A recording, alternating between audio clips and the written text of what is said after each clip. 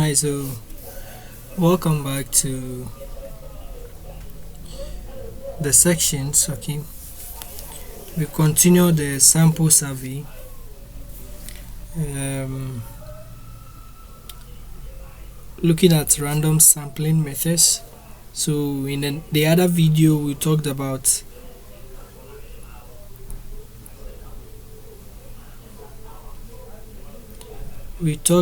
some of the sampling techniques you can employ, and then we discussed the probability sampling and the non-probability sampling. Okay, and then under probability sampling, we talked about non-probability sampling first, and under that we looked at it, and then we saw that you can have convenience sampling, you can have judgmental sampling, and then you can have quota sampling.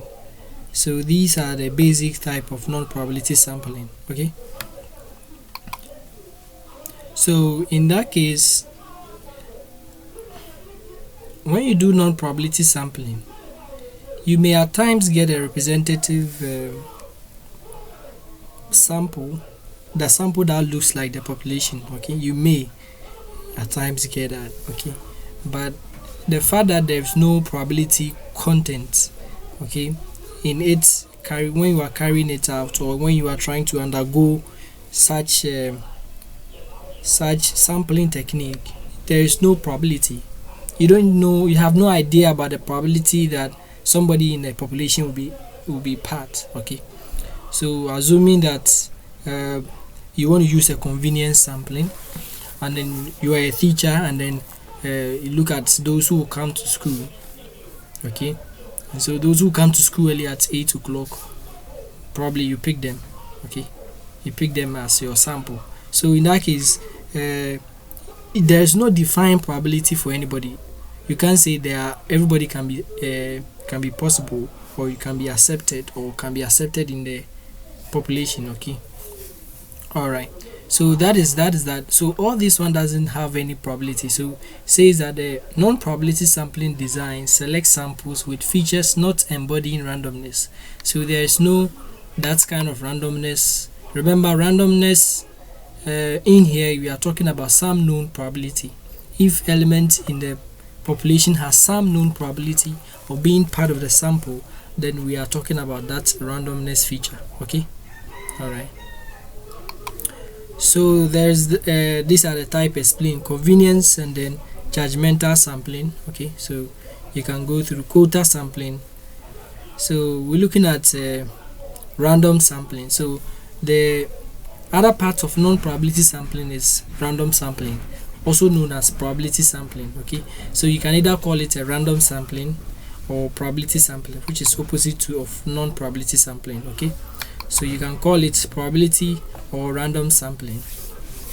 So in here there is that randomness. Okay, there is that random nature, and then the random nature is coming as a result of some defined probability space. Okay, so there is some known probability p of some element, okay, being part of the sample. So you go to a community and you want to do a random sampling methods. It means that anybody living in the community has some known probability of being part of the sample. Okay, for being part of the sample. So we believe that when you do that, there's some kind of you've not been biased, you've not influenced the outcome, or those who are partaking in the sample. Okay, all right.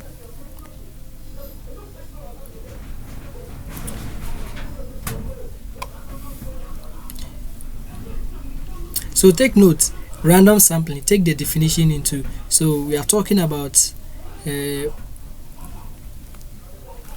sampling technique that is unbiased. Okay, unbiased sampling, whereby the individuals has some known probability of being part of the sample. Okay, all right. So there's a lot of stuff. So we say that a random sampling method selects a sample such that every member or element in the population has a known probability of being included in the sampling. Okay, so the underlying word is there is some known probability. This is the underlying word. there is some known probability, okay, the known probability of being, there is some known probability of you being a part of the sample, okay. So this is a known probability of being a part of the sample, okay. All right.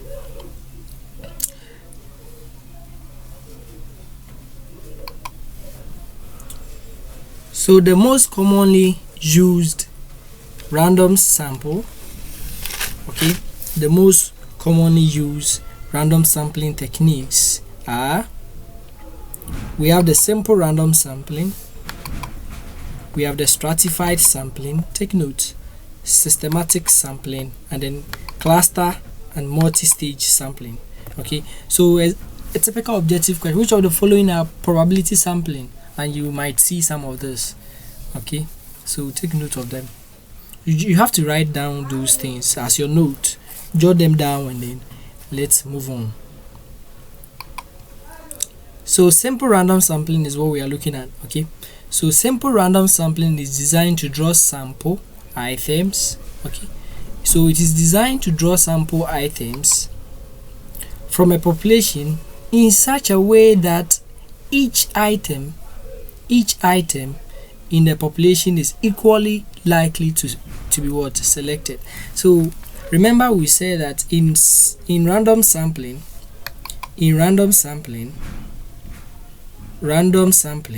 okay, in random sampling there is some known probability, there is some known probability, okay, there is some known probability, okay. So the fact that there is some known probability of being selected as part of the population, and then simple random sampling is a subset of random sampling, then we say that, okay, this known probability is equal for all of them, okay. So when we are doing simple random sampling, yeah, there is known. So what is it? We are saying that it is equal for everybody in the population. So you go into a community, and then you want to set up a business, as my example I've been using. So you want to set up a business, but you want to look at the salaries, the average salaries they make, isn't it? So in that case, all those who are working in the community have equal chance of being part of the sample you will take, okay. Equal, okay. So take note, that is the definition for simple random sampling. So it's designed to draw sample items from a population in such a way that item in the population is equally likely to be selected. So everybody has a chance, or everybody that is working in the community has an equal chance of being selected, because probably you are going to use some of the methods we will discuss, okay. So remember, in this course we are doing selection, and then it's done, we are doing it without replacement, okay, without replacement. So if I pick you as part of the sample, you won't be put back, okay, so that you'll be picked again, okay. So let's look at this.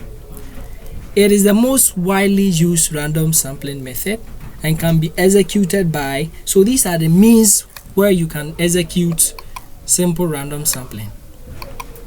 So you either use lottery system, some people call it blind draw, or random numbers table, okay. So there is random numbers table which you can use to generate those random numbers, or you can use the lottery system. So let me try to explain the lottery system. So the lottery system, it's like you are in a class and then you want to conduct a survey in a certain class, okay.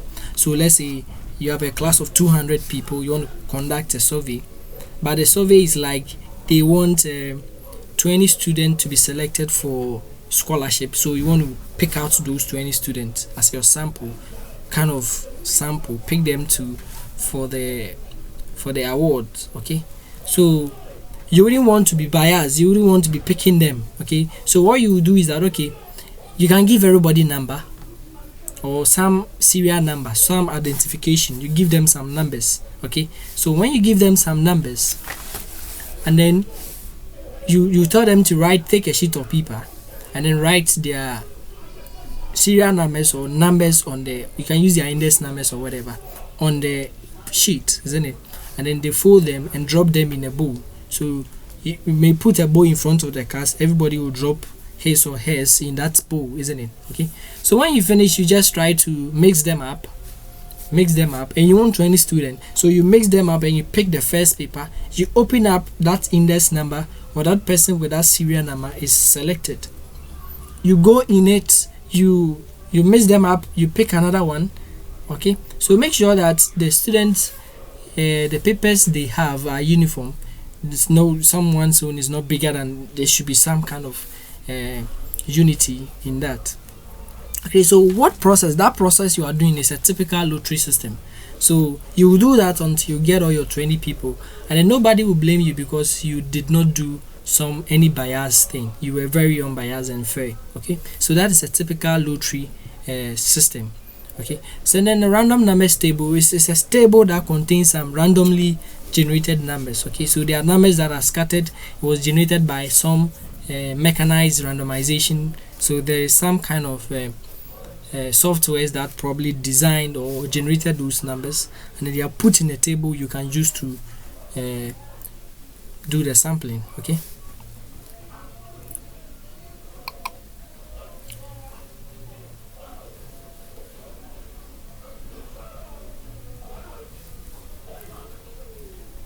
so now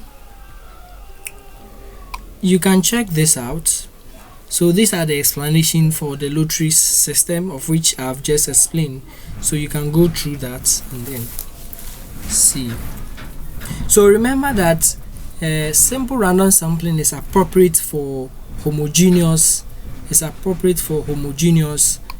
Population. Okay, so you would probably use simple random sampling because your population is what? Homogeneous. Okay, so you will use something if it is H, homogeneous.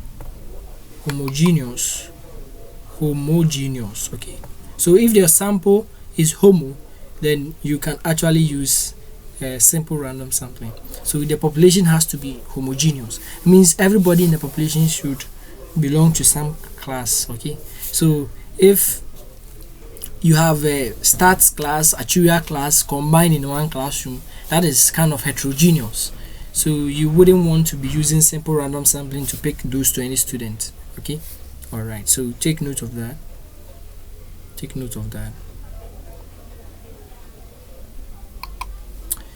Okay, so the random numbers table. Okay, so this is a typical random numbers table. Okay, so what you will do is that now we have 200 students. I'm trying to explain the random numbers table, so just follow. What you do is that, okay, now you have 200 students, so you have to try and number them. Okay, number them from 1 to 200. Okay, so 1 to 200, you number them, you give them identification. Then when you are done, you come to the table. So on the table, you pick, you see this 200 means you pick the last 3 digits. So when we consider this, the last 3 digits is not part of what we want, so we'll skip this. Okay, we go here, it's not part of what we want, we skip. It's not, we skip. It's not, we skip. This is part, which is 75. So the first person we pick is the one with the serial number 75. Okay, so we can either go down or we can come here. So 413, we skip this one, we skip them, we skip 181, we don't skip because it's within 200. So this guy is part of the sample. Okay, this one too is part, this guy is not part, we skip, we do skipping, we skip this one too, skip that one, we skip this one too, go here, skip, go there, skip this one, skip this one, skip. All right, so the 37 person will also be part of the sample. All right, you skip, so you do that until you get all your 20 students. Okay, selected. So you see that you have not actually influenced the procedure. Everything is done random. So this is how you can use the random numbers table. Okay, so that is that for simple random sampling. So remember the definition, and then remember the various ways you can execute it. You can either use a lottery system or a random numbers table. Okay, all right. So there is if you go to Google you can get a random numbers generator, of which you can also use to generate random numbers to select your sample. All right. So these are explanations to that, so you can go through. So what are the advantages? Okay, so advantage, there's no personal bias. Of course, it's very true, there's no personal bias because you wouldn't get yourself involved. Okay, so everything is done by chance. So, and then we believe that it's efficient. Okay, it's efficient because there's no personal bias, and then you can estimate its efficiency. Remember, if you can estimate its efficiency, it means that there is that measure which is a standard error which you can use to estimate whether what you got is very efficient or not. And then the disadvantage is that it is impracticality. That is, there is the tendency that it won't be practical. Okay, so assuming these 200 students, all of them didn't come to class, and then you do that, it is bias. So you would expect everybody to report to class, of which it doesn't really happen often. Okay, so it is that it's very impractical. And then there is some cost you have to incur. You have to be able to pick them up. So assuming that you have a population that is widely open, heterogeneous, and then you try to select it using simple random sampling, you see that people are scattered, you might go around and the resources, so it's very costly. All right, so there is a tendency that a simple random sampling might not give random looking results. Okay, so there is that tendency that you might not even get a random looking result. Okay, like what I'm saying, you put actuarial science and then statistics in one same class, like the 200, you're trying to select 20. So when you do that, you give everybody number, and then you did use the random numbers table. After selecting, you saw that those serial numbers that you selected are statistics students. It means none of the actuarial science. By chance, nobody came into that. Okay, so in that case, it doesn't look like your population, because your population is a mixture of stat and actuarial, but it happened that your sample is stars. Okay, that doesn't look good at all. So it doesn't really, at times, doesn't give random sample. So it usually requires large samples. Okay, so go through that and then you'll be fine. Right, so we'll discuss the stratified sampling in the next video.